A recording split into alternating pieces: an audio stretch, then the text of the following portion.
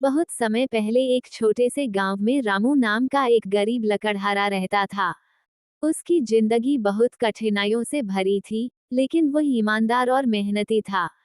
रामू को रोज कई मील पैदल चलकर घने जंगल में जाना पड़ता था। वहां वह पेड़ों की टहनियां और सूखी लकड़ियां काटकर उन्हें अपने कंधे पर लादकर गांव तक लाता था।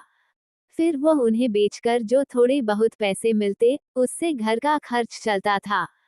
परंतु ये कमाई इतनी नहीं थी कि वह अपनी पत्नी को अच्छे कपड़े दे सके या कभी पेट भरकर खाना खा सके। उसकी पत्नी, सीता, भी बहुत समझदार और दयालु थी। वे दोनों एक छोटी सी झोपड़ी में रहते थे। एक दिन की बात है। रामू रोज की तरह जंगल में लकड़ियां काट रहा था। तभी अचानक, जब वह नदी के किनारे एक पेड़ काट रहा था, उसका कुल्हाड़ी हाथ से फिसलकर पानी में गिर गई। रामू घबरा गया, क्योंकि वही उसकी रोजी रोटी का एकमात्र साधन थी। उसने बहुत कोशिश की, लेकिन नदी का पानी गहरा था, इसलिए वह कुल्हाड़ी को खोज नहीं पाया। वह बहुत दुखी होकर नदी के किनारे बैठकर रोने लगा। तभी अचानक पानी में हलचल हुई और एक दिव्य तेज के साथ नदी से एक देवता प्रकट हुए। वह जल के देवता थे। उन्होंने रामू से पूछा, तुम क्यों रो रहे हो? रामू ने हाथ जोड़कर विनम्रता से जवाब दिया। हे देव, मेरी कुल्हाड़ी पानी में गिर गई है। वह मेरे जीवन यापन का एकमात्र साधन थी। अगर वह नहीं मिली तो मैं और मेरी पत्नी भूखे मर जाएंगे। रामू की ईमानदारी और दुख सुनकर जल देवता मुस्कुराते हुए चले गए और जब वे वापस आए तो उनके हाथ में एक सोने की कुल्हाड़ी थी। क्या यह तुम्हारी कुल्हाड़ी है?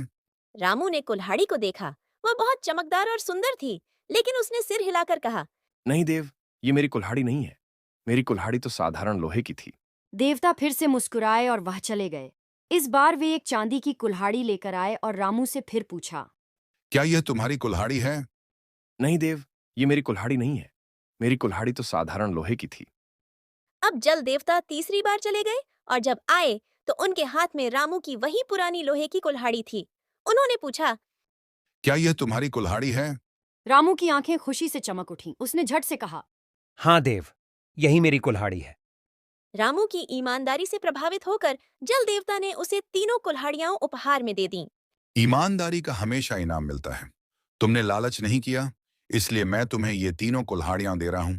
इनसे तुम अपनी गरीबी दूर कर सकते हो।